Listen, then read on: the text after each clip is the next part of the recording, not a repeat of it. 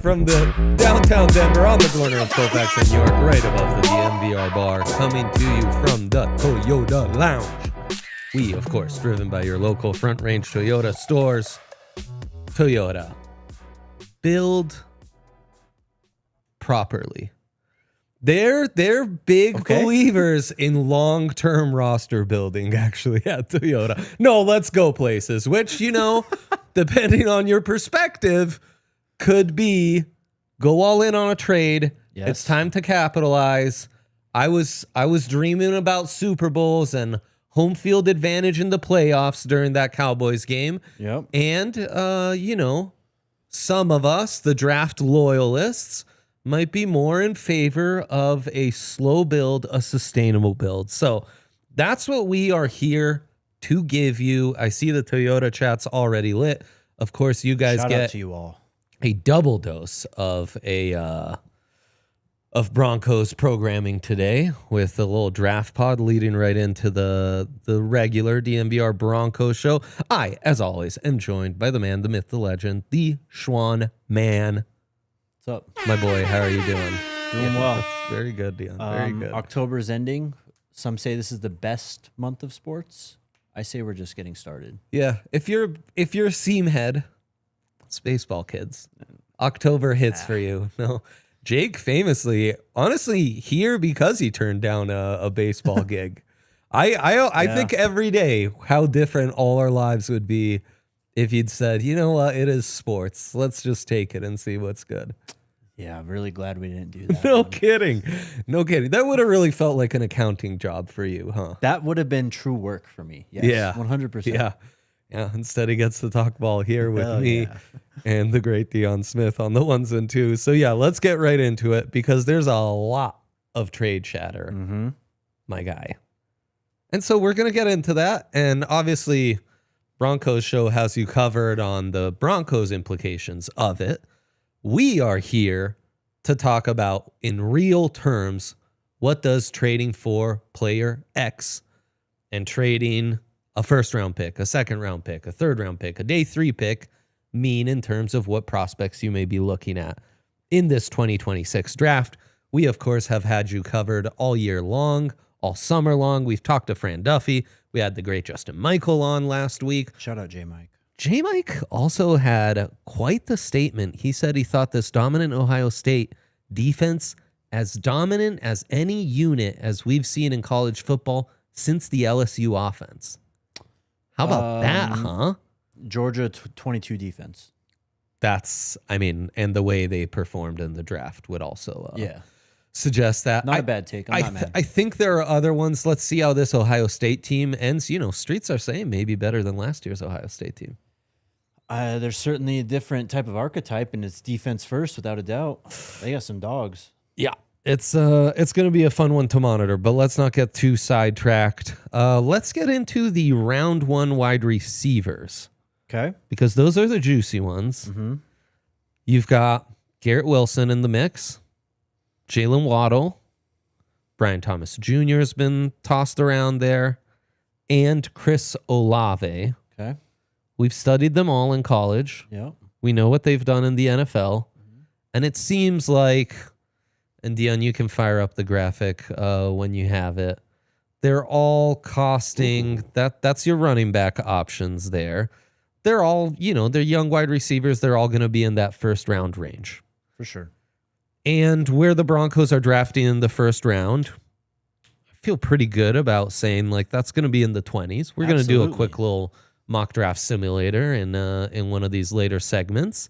What that would mean in terms of, draft value, what the sliding doors effect of this all could be And I would start with the wide receivers. Absolutely. Yes, please. Because can we? I think that's where you're really looking at this as do you trade for an established wide receiver, some of which, like Waddle, I mean, a lot of those guys, aside from Brian Thomas, no longer on rookie contracts, right? Getting paid already, when you might be able, at that same pick, to draft a Jordan Tyson, who maybe doesn't run blazing speed or whatever. I think he'll test actually He'll unbelievably.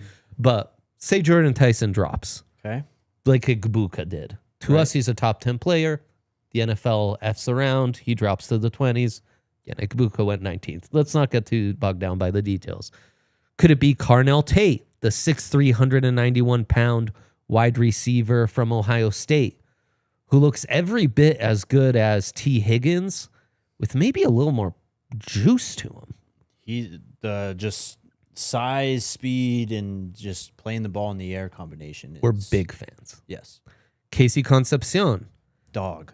Speedy wideout for Texas A&M, 5'11", 190.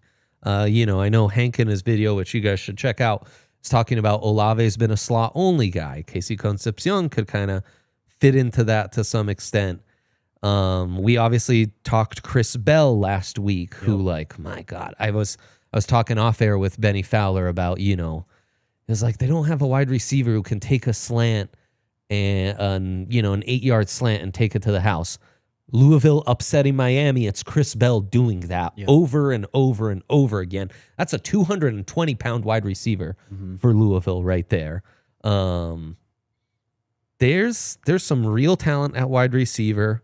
We've talked about the linebackers. I think Anthony Hill, probably not Arvell Reese, but, CJ Allen, those guys could be in that range.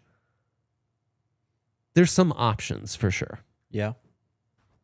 So normally I'd be a fan of just stay pat, use your draft picks as you can.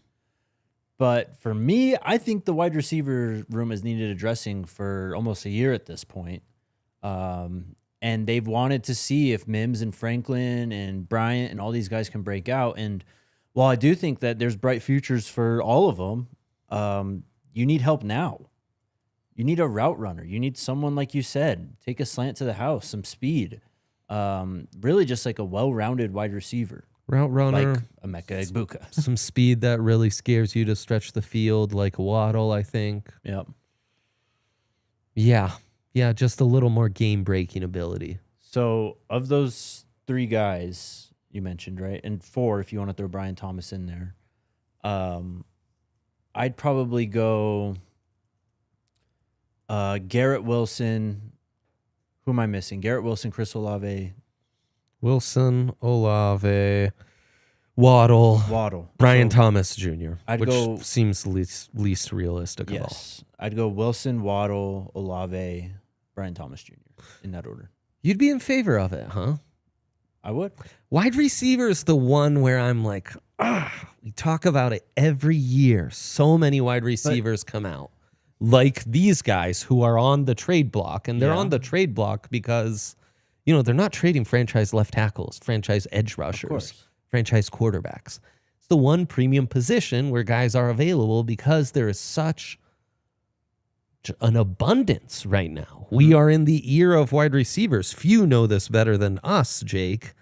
And it's where I'm a little like, But, okay, so the thing there is, there could be some savings here made in how you construct your roster, upkeep this generational defense potentially. Yeah, no, absolutely. But you need help now. That's the other thing. The window is here, staring you in the face. Like this season, there's an opportunity in your hands. You've only lost 2 games on 2 last-second field goals. Like this team could very well be undefeated right now and be running through this AFC. It's true. Of course, we're only halfway through the season, long way to go. It's true. But these are facts. And you don't get help this year. It's all for next year, and you have to develop the guy, and you have to hope that he's catching on right away. And if there is any, that's the thing. I don't want to say slip-ups, but if the development maybe isn't as fast as you want it to be, then that's messing up your plan even more so. than if you trade for a guy and maybe he's gone, I don't know, in 2 years or whatever when his contract's up. Yeah, no, you're right. These are established commodities, and these are guys who drafting in the latter half of the first round, the guys we're talking about as potential trade targets would not be available. Yes. So you have to be, savvy in finding that Justin Jefferson, that Cooper Kupp, that Egbuka, that A.J. Brown, that wide receiver who drops a little and is in a consensus top 15, like Brian Thomas, Olave, Wilson, Waddle, are and were. Yeah. It's tough for me. I've gone back and forth on this one because there is a lot of talent at the position. There's a lot of talent. But sometimes, you can get a little too enamored with the potential, and why not take a young, already established star now when the offensive skill positions are it's really one of the few areas where you're lacking for like ready-made NFL high-end starters. Exactly. And we already have 3 development pieces in that wide receiver room. That's the other thing. We're going to talk about the rookie breakouts. Are we ready to take snaps away from Pat Bryant, from Troy Franklin, from Marvin Mims? Maybe the answer is Marvin Mims. I mean, that's the answer. Yes, for sure. I mean, you can still... And Mims can still get the gadget plays. He can still get the returns and lean into being an all-pro returner, which has kind of been lacking this year. But you need more. I don't disagree, and it's why we talk about that position in the draft as well. I guess let's hit the break right now, and then we'll get into the other options on the other side because this is a fun discussion. And then, we have some rookie breakouts to talk about. There's lots to talk about, as always. So let's do that real quick because what a time to be alive. Denver Broncos got me thinking about home field advantage in the playoffs. And boy, am I choosing chill when I watch the Broncos every Sunday with Coors Light, our great friends. Nothing like enjoying a full slate of football, just having a silver bullet. It's like peanut butter and jelly. It really is. It really is. Coors Light and football might as well be peanut butter and jelly. You're exactly right. When you choose chill this winter, there's nothing like a Coors Light. It's cold. It goes down so easy. It's just Colorado through and through. Oof, gosh, it's the best. And the mountains turn blue. You just got a silver bullet in your hand. You're ready to go. Choose chill this winter and reach out for a Coors Light. Get Coors Light delivered straight to your door when you visit CoorsLight.com/DNVR, or you can find it pretty much anywhere that sells beer. Celebrate responsibly. Coors Brewing Company, Golden, Colorado. Real quick, of course. I just went to like the stream. Yeah. And it shows a football being thrown when you like the stream on desktop. Go like the stream. No way. Yeah. You're a ball knower. You're watching the Draft Pod. You should get a football when you like this show. And also, a shout out to our friends at Bet365. It's never ordinary on Bet365. And we've seen that bump in the community, checking them out, using our code DNVR365. It's, of course, the only place you can use our code when you sign up and get their great sign-up offer. Just $10 minimum deposit, $5 minimum bet, and then bang, $200 in bonus bets to have some fun. And then, Bet365, it's also the place to bet on football and get all your DNVR custom bets. Mm-hmm. These SGPs, Bonix touchdowns, passing touchdowns, so money right now. Yep.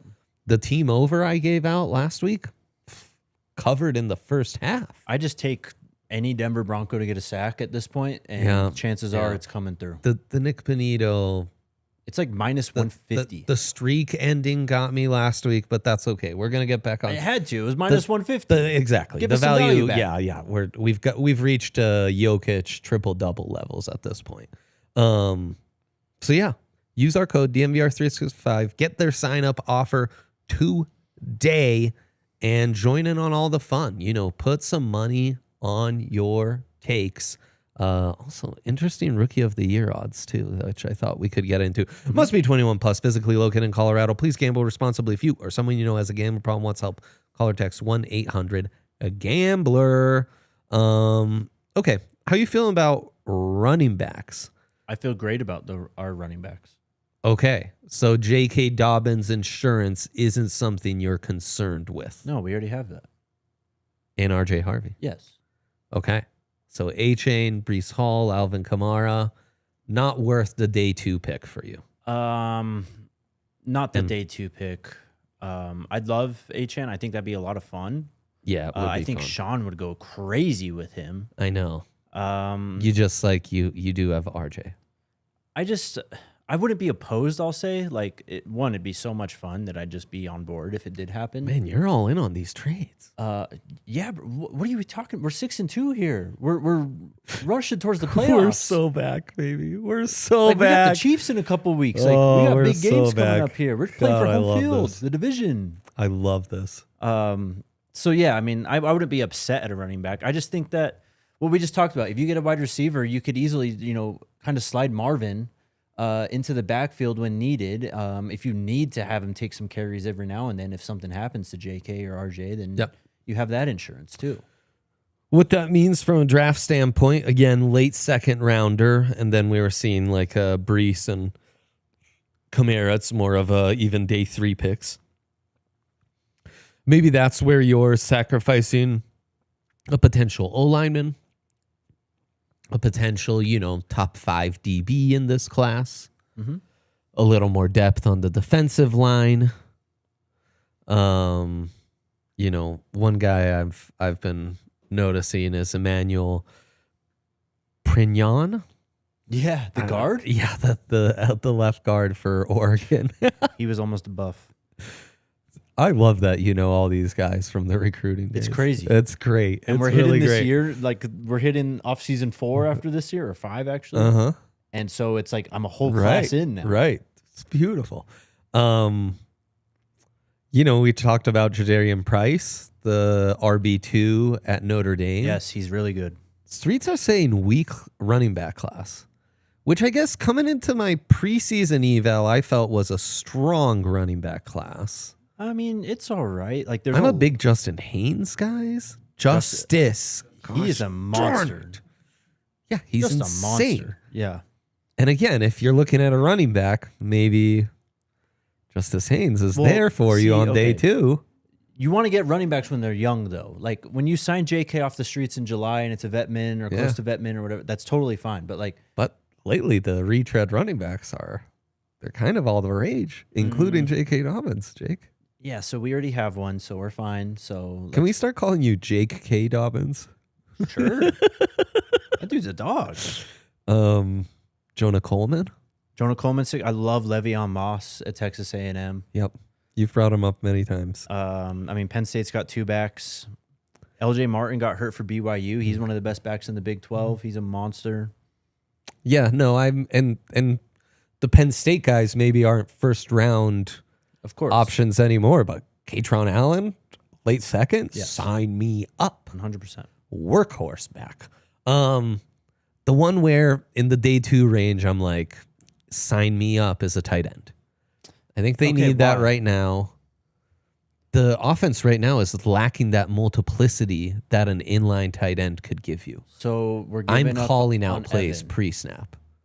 Evan is your receiving tight end and has 1 year left in his contract and is, 30.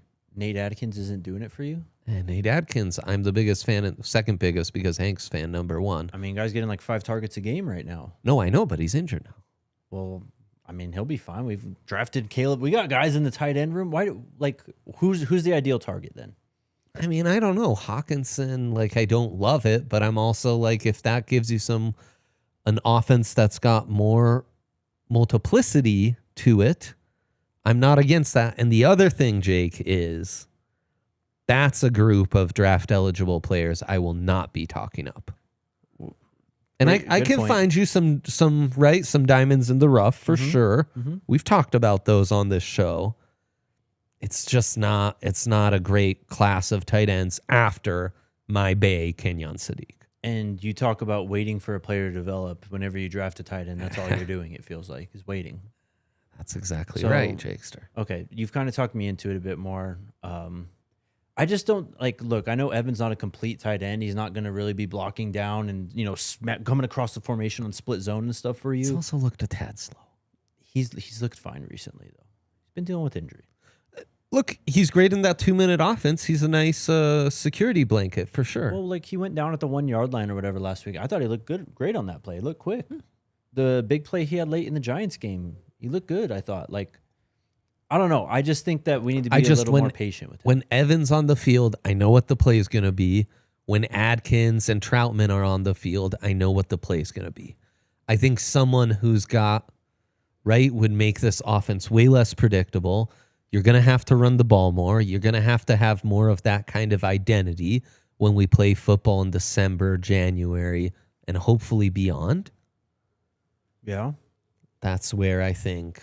So what do you think the cost would be? Look, if it's what do they have Hawkinson down for, Dion? It's it's a late day 2, it's early day 3 stuff. And again, to me, Mark Andrews, I'm like, you have Mark Andrews at home. That's just Evan Ingram again, so no thanks. Njoku, Hawkinson, that's where I can talk myself into it. At that price, that's completely fine. I thought it'd take more even to if get it's TJ. an extra 4th, it's fine. I think it's going to take more to get TJ Hawkinson. Yeah, well, and then there's also cap implications, Of right, course. of taking on that contract and how does that impact your next offseason and what have you. But that's where I feel like maybe you do make that move. Yeah, I'm not opposed. I just think this team needs wide receiver help. Yeah. I think it's been pretty apparent for about a year now. Yeah. And while the young guys, will get to them and we'll talk about them, I think that it's a bright future for that room. We don't have the luxury of really waiting the rest of this year for someone to break out. I think that's fair. You want to go rookie of the year? Should we jump right into a mock? No, let's talk rookie of the year, and we're going to talk our rookies too. Yeah. How about that, huh? Just when we were preaching patience 2 episodes ago and don't draw conclusions 6 weeks in. Yeah. RJ, Pat, and Jade all had big games. I think Jade, obviously, with the PS2 injury, is going to have some opportunities the next couple weeks to really show his value. And, RJ, we're talking about you need more dynamic weapons in the receiver room. I think RJ is proving to be that in the backfield, which I think is a huge part of this. I would also outline, Troy Franklin's breakout has been huge, and the O-line, who we saw as a big need, had a monster game, and that helps as well. But yeah, I threw a lot your way. Yeah, I'm really liking what I'm seeing from RJ so far. It's been flashes, it's been here and there, but Sean's getting him involved in the receiving game, and he's becoming that. Alvin Kamara type player where Sean can draw up these sweeps for him, like the touchdown last week. He can do a lot of different things. Is he your best inside runner? Probably not. Especially with J.K. Dobbins on the team. But I think he's just starting to scratch the surface, and that's, to me, very exciting for the future of that room and the future of the running game. Pat Bryant has been really exciting. Equally as exciting, I think. I think you got a potential legitimate weapon in Pat Bryant. Same. And he fits the identity of this offense. He blocks. Yes. So it's like he already had justified the snaps he's getting in the reason to have him on the field. Right. It's nice to see him now contribute in the passing game, not just as a blocker. And yeah, I'm a big believer in his upside. The mile high salute after the touchdown has to be worth an extra 5 snaps a game. Yes, right? Agreed. At least. Agreed. And he's not a rookie, but I'll throw Troy Franklin in here too, because 100%. I think his development 100%. And his what he can become is just massive for this team. Yes. I just want to see a little bit more right now. And I know it's maybe impatient to say that with him, but we're getting towards the end of season 2, year 3 is traditionally the breakout year for wide receivers. let's get a little greedy. Let's start to see a little bit more in the second half of this season. I mean, last week was a great game. The Colts game he went off to, like, it's all been there. It's just he needs to be more consistent catching the football and just more consistent making impact plays. And then I think that you have a guy who's, a shoe-in for, I don't know, at least 4 receptions for 65 yards a game, at least. What I'd like to see more is more of that yak ability that really made me fall in love with Troy Franklin at Oregon. In fact, there was a 2-3 week stretch where I thought he was going to be a Heisman finalist. He was just like dominating like that. I think it was the first Washington game his last year. He won the game for them. I remember the USC game being just like, what is this kid doing? Just taking screens and slants to the house and then running vertical routes and stretching the field, just looking insane. And it colors all of our earlier discussion is these guys require time. Yes. We're always so impatient. People were ready to move on from Troy Franklin when we were doing this draft pod last offseason, right? For sure. And you just need patience. It takes time. It's a huge adjustment. And it's why, we love picks. But you also got to factor in, like, these guys might not be ready until it's already time to pay Bo Nix. Yeah, sweet. I don't know that these rookie of the years. Jahdae Barron. Yeah. Remain patient. I think that obviously with this Pat injury. I think he's been solid. I mean, yes, but like I think people have been ever since, OTA started or whatever. It's like, well, what's Jahdae? Because he's a first-round pick and he's just going to have to carry that with him. It's just what happens in this league when it comes to draft spots, especially in the first round. But with this Pat injury too, I think he can play a massive role. And again, his versatility is going to be key too. So he was clutch last week. Shout out to Jahdae Barron. Nice to see those ball skills showing up. Yep. Right now, Jackson Dart, slight favorite for offensive rookie of the year in front of Emeka Egbuka. And then Tyler Warren, the only one within plus 1,000 range. I know. That surprises you, huh? What are we talking about? I know. I'm with you, buddy. And I don't know that defensive rookie of the year is even worth talking about because Abdul Carter is... This guy's won 2 games. What are we talking about? Bet on anyone else but him. He's not going to win rookie of the year. Yeah, no, I mean, and with the Scattaboo injury, I think everything's going to go sour now. I mean, Bo Nix took a team to the damn playoffs and didn't win rookie of the year. I know there was 1,000 other players in last year's class, but like, does this scream rookie of the year to you? No. I think there's good Tyler Warren value here. That's a good one. The way that Colts offense is humming, the way he's been contributing right away. And he's like completely bucking the trend of rookie tight ends where it's like you're just used to no impact from them. Yeah. Like you might get a few plays here and there. You might get 300 yards if you're lucky, but he's, Yeah. No, I'm with you. It's the nonsense that happens with quarterbacks though. Yeah. I like Egbuka though. Cam Ward, huh? Boy, tough. Look, it's early. We're not here to. Yes, we're not here to take victory laps. But that team, they might fire their interim head coach. Yeah, they might. They might want to. They probably should for the good of Cam Ward's development. Cam Ward's got to hold on to the football. He's got to stop fumbling at some point. Yeah, he's a wild experience. I warned people. We talked about this at length. Jackson are also a wild experience, and like that's coming. I mean, some of the flukiest touchdowns against the Broncos. 100%. And then Abdul Carter kind of running away with it. We sadly didn't get to see him much in that Broncos game. Awfully quiet. Yeah, I have my 3D glasses on though. In fact, it was a game in general that was awfully quiet from either pass rush unit. 2 vaunted units not really doing it. He only has half a sack. Yeah, it's that's got to go up. Jake's learning about New York big market bias in real time, I think. It's ridiculous.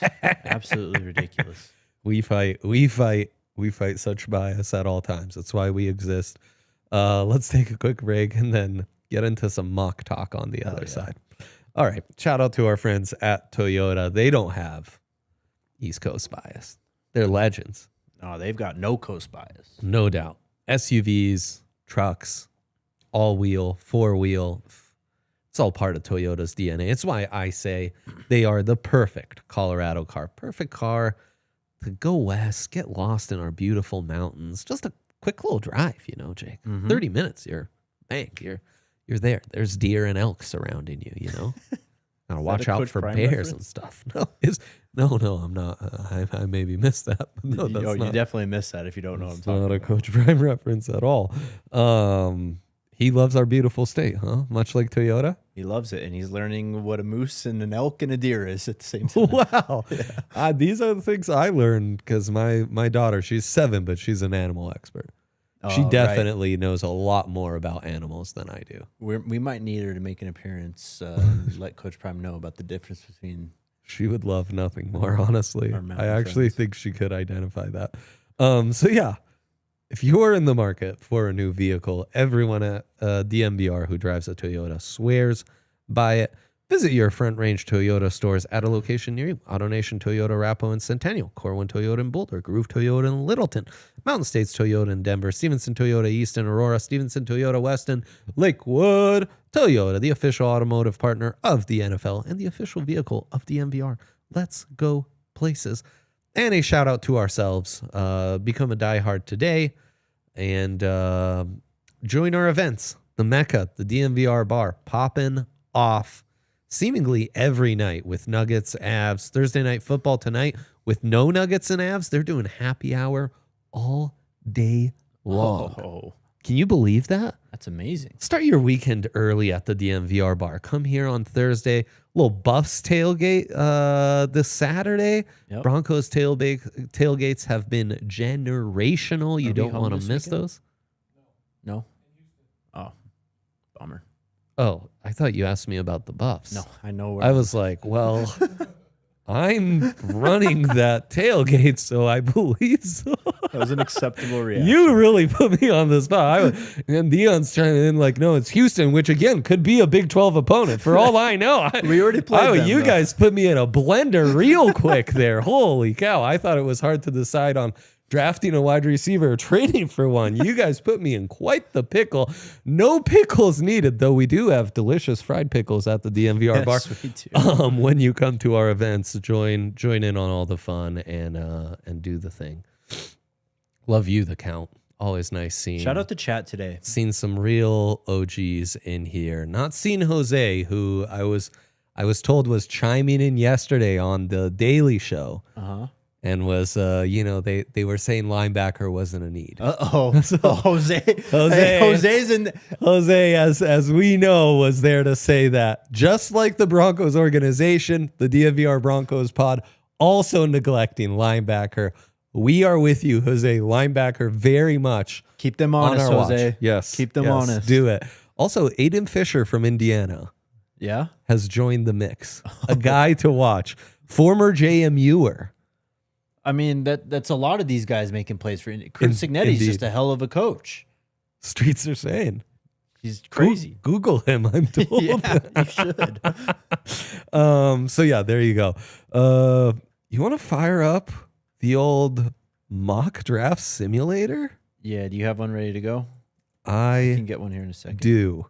And Dion, you can fire that up. Click select all. We're just doing round 1. Oh, Dion's running. And we're going to enter the draft room. And I've got old eyes. So we're going to do the top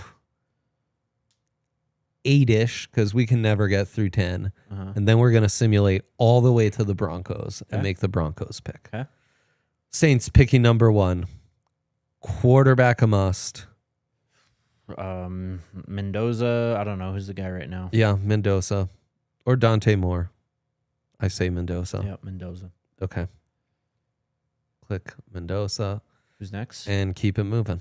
We have the Jets at pick number 2. Jesus. Dante Moore. Dante Moore, you put him in New York. He's just like set up to fail. You know Lenora Sellers, put him in New York. He's just set Jets up to fail. fail. The Jets should be banned from drafting quarterbacks. I would agree. It's not a great place to succeed. Yeah, Nussmeier got Brian Kelly fired. Things aren't great. I saw that. Who's getting some buzz is Brendan Sorsby, the Cincinnati QB. He's a good player. He is a good player, but I think that also tells you the situation right now. So, yeah, I'd say give him Dante Moore, but we don't believe that that's going to set you up for success. There are so many quarterback needy teams. Luckily, the Titans at 3 are not. They need anything, and it really comes down to BPA, Ruben Bain, or Caleb Downs. I don't think you can necessarily go wrong. And if you told me, hey, let's go Jeremiah Love, I'd be down for that too. Titans have a great tradition at running backs. Yeah. They need a lot of help, man. They sure do. Facts, as the kids say. You give him Bain. It's the most responsible pick. There you go. Give him Bain. Cleveland at pick number 4. Gosh, crazy they wasted that Myles Garrett game, huh? They're just wasting his career. Yeah. I mean, well, you know what? I can't even blame Myles Garrett or blame the Browns anymore because, like Joe Thomas before. Well, Myles Garrett had a way out this offseason and he took the money. This is on him now. You a Ty Simpson guy? Yeah, sure. Ty Simpson? I mean, they have a better quarterback on the roster already, but he's probably not going to get a chance. Facts. So. We're going to go Ty Simpson, and we're going to go 4 quarterbacks in the top 5 picks. Miami at 5. They should probably move on from Tua. I think they'll be moving on from a lot of things, but we're running out of quarterback options quick here. I don't know if they can afford to do that yet, though. Yeah, it's true. Just go BPA, Caleb Downs. Yeah. You have the Giants at 6. I think some of these tackles become intriguing, but probably go great defender like Peter Woods here. Mm-hmm. There you go. The top of the draft, quarterbacks aside, not a ton has changed. Ruben Bain's risen nicely. Yeah. The Ravens at 7. That won't last. That's crazy. That won't last. This should not be allowed either. No, it shouldn't. That defense, though, not looking great. And I think Arvell Reese would look monstrous in that offense. Yeah. I mean, in that defense. There you go, Arvell Reese. And we have the Raiders at 8. I mean, God. Quarterback would be set up for failure. Well, they don't need a running back. They don't. They've got that going for them. Caden Proctor watch? Sure. Oh, man, if they take another Alabama offensive tackle and he happens to bust, that'd be just... At least this is a legit one. It's not like for sure JC Lake, for sure. Like some of the guys they've considered. Okay. And I'm going to go auto draft at the top and get to this Broncos pick because the Arizona at 9. Yeah. I don't know that's Go ahead and where are we picking, by the way? Oh, my God, we're 28. Oh, what a time to be alive. What a time to be alive. Here, I'm actually just restarting this process. I'm going to go straight Broncos. I'm going to go round 1. We're entering the draft room. Starting it. And yeah, Broncos at 28. Jordan Tyson, Mendoza, Mayoaga went higher in the sim than we had him going. Okay. I'm simming right now.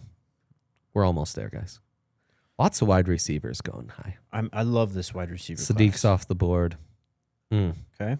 I'm rejecting a trade offer from who? This is important. Cowboys, Niners. Lots of trade offers. You can tell Dallas to fuck off. Yeah, no doubt. The Niners tell them to sweeten the deal a little bit because we have some history. We're on the board at 28. All right. BPA is Jermod McCoy. Mekhi Lemon, also available. Oh, my Lord. David Bailey, also available. Oh, my God. Linebackers Sonny Styles and CJ Allen, also available. Connor Liu, who's the injured center from Auburn. Okay. Is that not you I talked about with? No, that was not me. Sorry. My bad. So yeah, top interior offensive lineman and Isaiah World also available. Chris Bell also still around. All right. I'd be all in on Chris Bell. So you could have a nice cornerback 2, You could load up on edges. You could find yourself a speedy wide receiver in the form of Lemon or Brazel from Tennessee, or you can find yourself a big wide receiver in the form of Chris Bell, or you just go linebacker. And we dedicate it to Jose with Sonny Styles or CJ Allen. Are there any tackles available? Offensive or defensive, my friend? Please. Offensive, you would get Isaiah World. Okay. The Nevada transfer who's been pretty good at Oregon. Is that it? Dunker from Iowa. Trevor Gooseby from Texas. More of a developmental project. And Xavier Chaplin, he was a high-ranked transfer. He's been at Auburn. He's been Drew Shelton at Penn State. I love Caleb Tiernan, big boy. Spencer Brown vibes for the Northwestern offensive tackle. Okay. And then you've got some top interior O-linemen left. You want to go O-line, huh? I mean, that's just my first instinct. Totally. I mean, you named off like 5 names who I'd absolutely love to have on the team. I have to be a little responsible here, though. I can't just say Mekhi Lemon. Kai Lemon would be so fun. Yeah, it'd be a ton of fun. So fun. Should we look running back real quick? Justice. Sure. Justice would be available. Geez. Look, I know you're Jake K. Dobbins, but right? Justice Haynes is such a monster. He's so good. Jonah Coleman also still around, He's as sick is Nick too. Singleton, Katron Allen, Le'Veon Moss, Jadarian Price. So cornerback and safety are out, right? Secondary is pretty much out. Unless something insane happens that I don't even want to put out into the world. I think so. Okay. I think it's linebacker or offensive line. Yeah. I think those were the right instincts. Or wide receiver. Or wide receiver. So the responsible part of me Which says is we where need I to take a think there's linebacker. Yep. Um, It's also a loaded class, and maybe you find one later, Lander Barton, someone like that. but again, I really like this wide receiver class, like Jeremy Bernard, Really Zachariah Branch, Eric Singleton, Elijah Surratt. Yep. There's so many guys later in this draft at wide receiver. Mm-hmm. I think we have to be responsible here. Ooh, linebacker. Yes. Styles or CJ Allen? Styles converted safety at Ohio State, less touted than Arvell Reese, but boy, he checks off every single box. And you want a coverage linebacker? Well, the guy's a converted safety, sideline to sideline. He's a missile. CJ Allen, more downhill, run fits, but also moves very well sideline to sideline. It's just, is he going to be Fred Warner in coverage? No. Can he be an upgrade on Alex Singleton or Justin Sternad? I think so. Again, I'm going to be responsible here and take the traditional linebacker in CJ Allen. Ooh, I like it. There you go. That's what I would do. That's a fun one right there. God, I'd be tempted by Harold Perkins or Jayshon Bradshaw? Barham Barham. from Michigan? Monster. Bradshaw. Where are you out on Harold Perkins? LSU's got a monster defense. They have so many good players. A lot of them are actually like underclassmen. Okay, so for those who don't know who Harold Perkins is, he's a linebacker at LSU. He starts as a freshman. Lit the world on fire. But playing as an edge, kind of that Von Miller edge rusher, lighter, but just I mean, you like blink and it's like, wait, how do you go from line of scrimmage to in the backfield like that? Just bendier than can be. Bendy like Gumpy, which I only recently learned what Gumpy is. But injuries have got him, and he's been converted to linebacker where he's playing well, but it's more as that, oh God, who was that guy at Arizona? Scooby something? Scooby Wright? Scooby Wright type linebacker. Yeah. He had Heisman buzz for a second. He broke tackle for a loss records. Isn't there another Scooby Wright? Stop it. There can't be. I thought there. Oh, is that who it is? Okay, yeah. So there's another Scooby, but yeah. It's a great thought exercise for all of us on this show, all of you in the chat. How different would your lives be if your name was Scooby? You know? Elementary school would have been just pure hell. You think? Or Kids, elementary might be where you peak. They might think that's really cool, Scooby. maybe. You gotta consider that. I remember being a child, though. They are brutal. Especially with names. They are brutal. Names and appearances. They just don't care. Yeah, that's They true. really Facts. Yeah, exactly. Yeah, no doubt. Yeah, where am I at with Harold Perkins? Yeah, sorry. Is that I love him as a player. If you want to talk about responsibly, though, ranking him highly like I would like to is the most irresponsible thing. Because, there are a lot of guys we talk about, checks off all the boxes, high floor, high ceiling, all this stuff. He is pigeonholed into a very niche type role. I don't know that he's even big enough to be a 3-4. This fan base who we interact with, the chat, over the offseason, as we're talking about Nick Bonito, plenty of in the Buffalo playoff game, they ran all over him and he's too light as an edge rusher. And Harold Perkins is that times a gazillion. Mm-hmm. So yeah, he's not very responsible, but God, do I love the tools.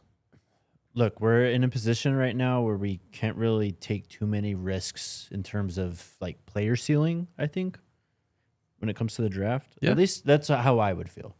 That's reasonable. So that's why I'd err on, especially at linebacker, give me a traditional 3-down linebacker, someone who's going to fit the hell out of the run. They can tackle. They get downhill. They're nasty. Everything else after that is gravy. Even the sideline to sideline pass coverage stuff. Again, I get it. Guys are just going to struggle at that position when it comes to guarding tight ends and wide receivers. Just matter of fact. Yeah, well, they're freak athletes at tight end and Exactly. wide receiver in this league. So yeah, it makes sense. Yeah, we have a good secondary. Get yourself players that allow you to play in multiple ways. Yeah. And not dictate what you have to run pre-snap based on what personnel is out there. Mm-hmm. As much as that applies on offense, it also applies on defense. Yep. Let's get into our picks. Hell yeah. Week what? 10. My goodness. So unfair, bro. It flies by. Nuggets and Avs are already starting. I'm we had a month and a half and we're just chopped liver all of a sudden. It flies by. We are into the Saturday games right off the bat. Not the best slate. Really isn't. No. Even some of the games I selected for this, it's more for scouting draft purposes than really, right? Penn State, Ohio State, 10 a.m. game. It's at the Shoe. Buckeyes are 20.5-point favorites. Drew Aller's injured. But as far as the scouting perspective, you get to see some real nice matchups in the trenches. And, you get to see those star running backs at Penn State go against one of the great defenses we've seen certainly this year, but in years past as well. So, yeah, it's a fun scouting assignment, but I don't know that the Nittany Lions are really going to compete. That's what Bet365 is telling you as well with this 20.5-point line. Buckeyes, easy cover. And you get to watch Sonny Styles, all the guys we talk up on the linebacker position. If I had to pick, I guess, but Penn State is really talented still. And eventually there's going to be a game where the talent shows up and it all lines up for them. It's not going to happen consistently, obviously, this year, but I think they have a game in them. So I would be very, very cautious if you're looking at Ohio State minus the points this weekend. I like that. Yeah, is it tough to get up for it, or do you still get up for it because you know their talent? It is a bit of a test. Backdoor cover scares me, but I like it. Vandy at Texas. Is the book talking here? It's a classic higher ranked team underdog. So, is the underdog the easy play in Texas?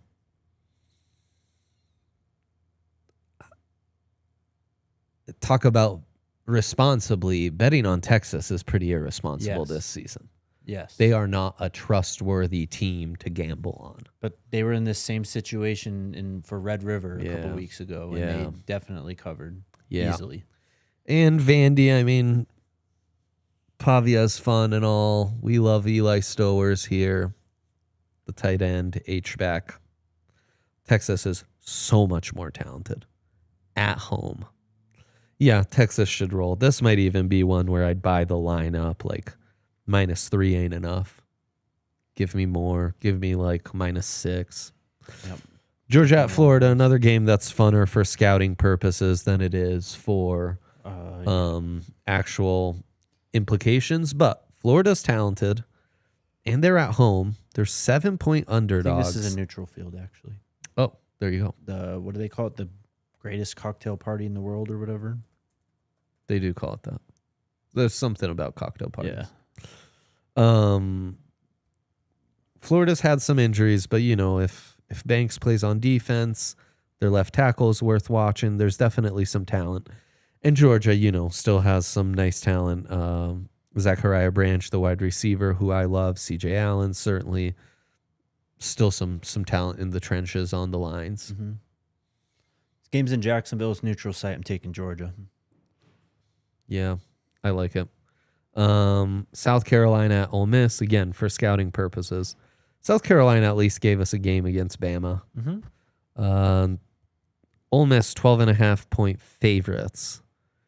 There's plenty of chatter around Lane Kiffin right now, though he's staying strong and I think doing the right messaging for his team. I really like that team. I do too. And South Carolina just can't get stuff right. I also think they'll be up for this. South Carolina? Ole Miss. It's a night game out there. Yep, but it's at Ole Miss. Yeah, I'll take the Rebels. Sames is Oklahoma at Tennessee. Great talent in this one. Venables has turned the corner on that defense. That defensive line, Mason Thomas especially, is must watch. Tennessee's got that great wide receiver in Chris Brazzell. There's plenty of other talent. Vols, 3-point favorites at home, despite being the lower ranked team here. How do you feel about Joey Aguilar at this point in time?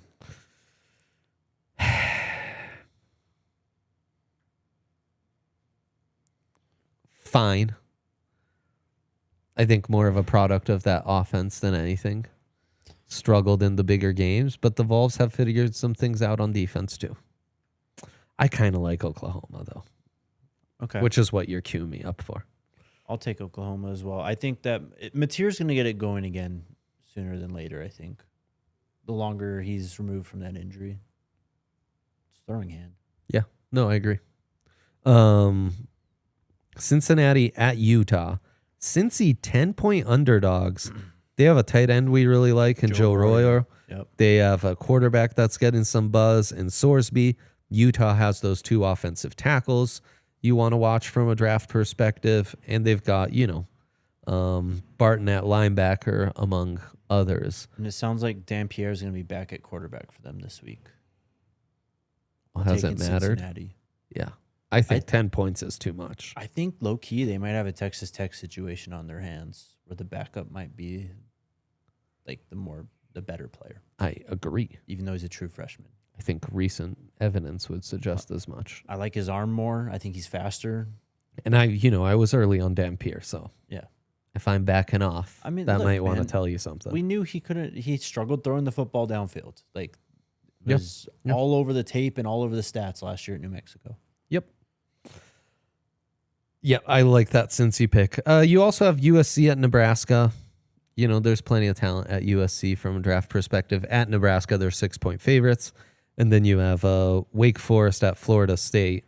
Wake's having a decent season, and they're 10-point underdogs against FSU. I think they're frisky, and I'm taking Wake on that one. I like that. It's only a matter of time before Mike Norvell hits the streets. Who's the other one? USC, Nebraska? FSU also comes available. Yikes, man.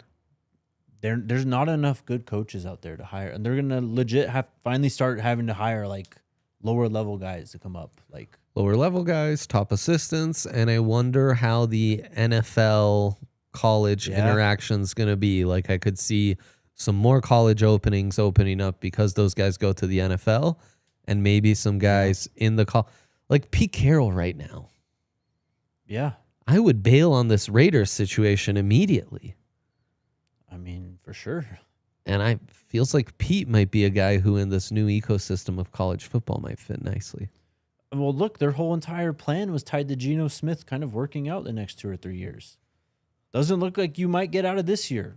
Morgan Freeman voice. He did not work out. Yeah. So, he's got a decision to make. Pete Carroll does.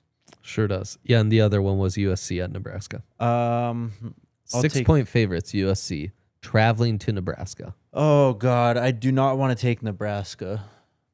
I know. And yet, -6 feels like a bit of a cheese line. Like they're almost targeting us specifically.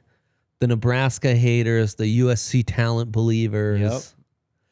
I don't know that these soft, candy-ass South California boys can come to Nebraska and cover that kind of spread. Then again, I kind of think Nebraska's complete frauds. Of course they are. Of course they are. But I don't want to bet on them for that reason. Trojans. Hell yeah, go Trojans. What do they say? Fight on. Fight on. This guy knows ball. I used to know these things too, but then I forget. King Crossover talking about how we have a couple minutes for some questions. Sean Payton won't draft a wide receiver in the first. Has he ever? Yes, Cooks. Mm. And then I think there might be one in Sean 1.0 back at the Saints, like a Meacham or something. Ooh, Robert Meacham. That's a good call. But you're right, King Crossover. Counter to that is the other position we were contemplating was linebacker. Evidence would also suggest he won't draft a linebacker. Not just him. George Payton also won't draft a linebacker that early either. So something's got to give. Recent trend has also suggested they're not drafting O-linemen that high. So, I mean, at some point, one of those trends will have to be broken. So just go into his Saints first-round picks. This is all premium positions. Except for Reggie Bush being the first one, it's pass catcher, pass defender, and then trenches. It's all it is. Trenches. Trenches is where I've just been surprised they have not hammered that harder. Yeah. So, yeah. I think that's the next stage of the roster building for them. Yeah. Shout out to Ivan in the chat. Ivan agree. said you need to come on the Buff Show. Shout out to Ivan. Appreciate the love. Mile High Mims also said we're both legends, which is Appreciate that guy. much for sure. appreciated. Shout out. Yeah. Toyota chat's been awesome today. 37 likes. Really appreciate it. Share that with your friends. I would love to flex on the Broncos guys and show them how good we did. And again, hit that like button. You'll score a touchdown. 100%. The other part of all this is, as we talked about in the first part of the show, maybe it's just no first round pick at all because you've made a trade. And In terms of, making a trade at the deadline and not having a first round pick. I mean, And absolutely. If you're upgrading at wide receiver and you could still find a linebacker or O-lineman, especially interior O-lineman with those day 2 picks, I think I'd be okay with that. The problem is the tight end. Yeah. Problem is the tight end, and that's why I'm so keen on trading for one. But then again, if I'm preaching multiplicity, Kenyon Sadiq aside, there isn't really that tight end in this class that gives you that. It's a hard position. There's a reason there's only 5 elite ones in the NFL at a given time. Yeah, and if the Really hard Broncos position have to find. home field, if the Broncos get past the wild card round, I really don't think Sadiq's an option. No, he won't be. I really don't. Garrett Wilson's the perfect fit for this team. They should have tried to make that trade a year ago, plus whenever he was up for extension. I think the fact that he's got the extension now makes it extremely difficult, though. But that's the number one guy for me. Yeah, that does make it real tricky for sure. Like Waddle a lot, too. I like Waddle a whole lot. Waddle, the pre-snap stuff, you have to Yes. respect that speed and what it opens up underneath for the rest of the Sean would cook with him. receiving core. Yeah, no, that's where I think you really really would have something. So Olave, the injuries kind of scare me, and Brian Thomas, the effort this year kind of scares me. Yeah, no doubt. Well, that's all for us. Tune in for Broncos in 30 minutes. And follow Jake and tune in to DNVR Buffs. I don't need to tell you that. And see you Saturday at the tailgate. See you at the Mecca Sunday. What a time to be alive, Jake. Facts. Go Broncos. Go Broncos. We all silly like the mayor.